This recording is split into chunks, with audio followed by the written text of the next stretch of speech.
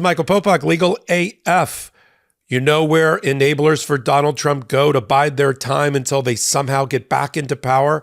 If he were to overcome all of the indictments and criminal convictions and return to the White House, they go to phony think tanks. One in particular, I want you to remember the name of, is Center for Renewing America. Sounds innocent, sounds innocuous, but based on new reporting by the New York Times, John Swan, Charles Savage, Maggie Haberman, it is where all of the worst enablers who pandered to Donald Trump's worst instincts have gone to set up basically a shadow government to come back into the executive branch should the unthinkable happen.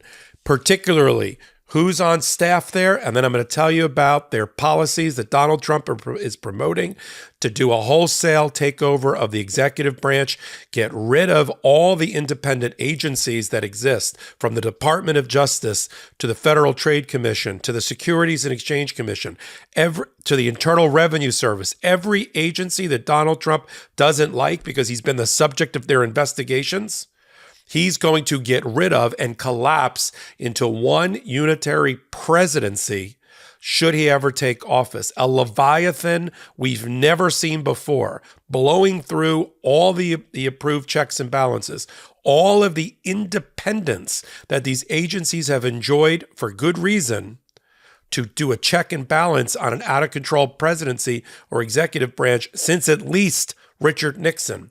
And if that's not good enough, him getting rid of Donald Trump and his henchmen, who are all currently fellows at the Center for Renewing America, who are basically a shadow government in waiting, in exile. For good measure, they're also going to try to impound money and use the presidential pen to eliminate funding for agencies, policies, and other social programs that they don't like. Again, something that the legislation, Congress, was strong enough to push back against an out-of-control Richard Nixon before he was impeached.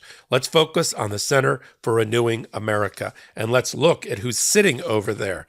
It's eye-popping. One, we have, it's headed by Trump's former director of the Office of Management and Budget, and we're going to put him up there next. That guy, who's that former head, he founded this organization, but with the approval of Donald Trump, Russell Vought.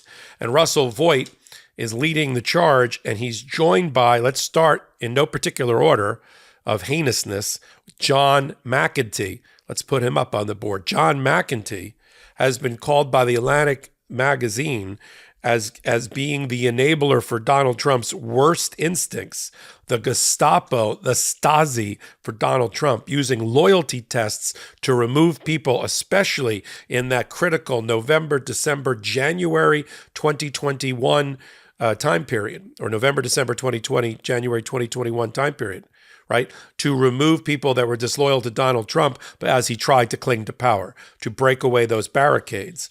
So you have John McEntee, who was the head of presidential personnel, right? That's code word for he will fire you if Donald Trump didn't like you, right?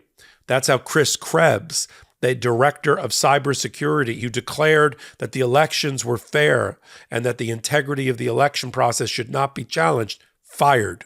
Jack Smith is focusing on John McEntee. In fact, he's had to testify before the grand jury without any immunity protection, and he's not a lawyer, so without privilege, he's already testified to the grand jury. In fact, most of the people I'm going to tell you are on the staff of this exile government in waiting, are all either in the crosshairs of Jan 6 as targets, as subjects, or have already testified for Jack Smith to a grand jury. Started with John McEntee. Let's go to Jeff Clark. Jeff Clark was almost the Attorney General of the United States, and he was going to write, because he wrote this on DOJ letterhead, letters to the battleground states telling them that the Department of Justice, this is all false, believed there was fraud in the election and wanted to put pressure on the states. This is when Donald Trump, as part of his toolbox to stay in power, was going to use the Department of Justice and his hand-picked Attorney General Jeff Clark, a former environmental lawyer who had no business getting anywhere near the top of the Department of Justice. Jeff Clark was going to write those letters to try to throw sand in the gears of democracy, one state at a time. Jack Smith is interested in Jeff Clark as a target, as a criminal defendant. He's on the staff of Center for Renewing America. Kash Patel.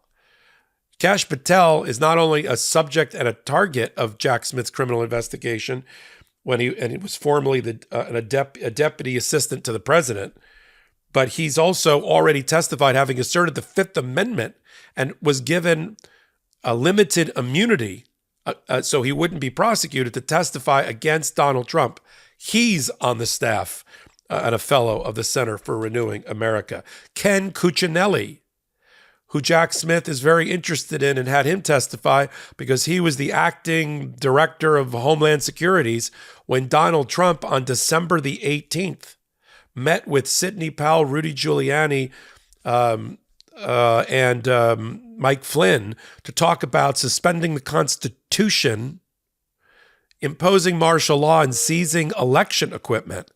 And Ken Cuccinelli testified that he told the president he can't do that. He can't seize the election equipment in December and try to stay in power under some trumped-up idea of the big lie, with Sidney Powell appointed as a special counsel to do that investigation. So we've got Ken Cuccinelli sitting there, Jeff Clark, Kash Patel. And if you look at that website, that rogues gallery of people who are in the crosshairs of Jack Smith's prosecution, but if they ever somehow escape this, run the table of all these indictments and these prosecutions and convictions and end up back in power, they are going to dismantle all the independent agencies of the federal government, the FTC, the CFTC, the IRS, the Securities and Exchange Commission, the Department of Justice, the FBI, the State Department, and all the intelligence agencies. They're going to put lackeys in each of those positions who kowtow completely and bootlick completely to Emperor Donald Trump, right? This is what fascists do. This is what Donald Trump and that team of people I just told you about, who have the gall, the unmitigated gall, to use America and renewal in the title of their think tank when they're really just against the American people. They'll also, if they ever get back in, or to paraphrase John McEntee, again, he's been referred to as the head of the Gestapo or Stasi for Donald Trump. John McEntee has also said that this will be a fundamental reordering of the civil service process and the executive branch and agencies, unlike anything we've ever seen since FDR. Because in their worldview, all of the independent agencies are there for a reason. They're there to implement liberal, bad word, little l, liberal policies and procedures, and they're not there for the conservative right-wing MAGA values. And the only way you can have right-wing MAGA values implemented is if you get in head of all these agencies people who kiss the ring and pledge fealty to Emperor Donald Trump. That's what they're going to do. So if anybody's wondering, I wonder what Donald Trump will be like. What's Trump 2.0 going to be like? If this group gets back in, this is what's going to happen to America. A complete dismantling of America, the removal of checks and balances, right? A sweeping expansion of the executive branch, the creation of a king effectively as president. And that king would be Donald Trump. Now, that should send a chill down your spine if you're a Democrat or independent or anybody in the Republican Party that's not MAGA, because that's what's going to happen. Because now you got a pissed off Donald Trump who will believe if he ever got reelected that this is what the people want, that they want fascism and they want to go under his thumb. And he's got a group of like-minded people that think that's a great idea, a group of enablers who are going to sweep into power with him, unless the American voter has something else to say about that. I have a lot of confidence in the American voter, just like I have a lot of confidence in the jury system, that they're going to see through. Forget about the emperor having no clothes. There's no, we don't want an emperor. And they're never going to allow Donald Trump to get anywhere near the Oval Office, the White House again, because this is one of a series of right-wing, MAGA right-wing fascist policies that will be implemented by Donald Trump on day one. He'll go after first all the agencies and departments that lined up against him because of his own criminality and larceny and kleptomania that was part of his administration and after. So there goes the Department of Justice. We'll get a lackey there. We'll get Jeff Clark, right, who was one of the co-conspirators for the overthrow of America on Jan 6th. He'll become the Attorney General. Ken Cuccinelli will go back to his role as Director of Homeland Security, or perhaps Secretary of State. Kash Patel will be rewarded with some other bigger job, with more power. John McEntee, because he's bootlicker number one, he's going to become Chief of Staff, I would imagine, for Donald Trump. Well, even one step above. He'll be the Mark Meadows to Donald Trump 2.0. And everybody else that's ended up being hidden, this is just the staff that's reported on their website, which we've showed you. There's tons of other MAGA who are sitting in this think tank as a government in exile. We'll continue to keep an close eye, on the think tank that's been being run by Russell Voigt, the Center for Renewing America.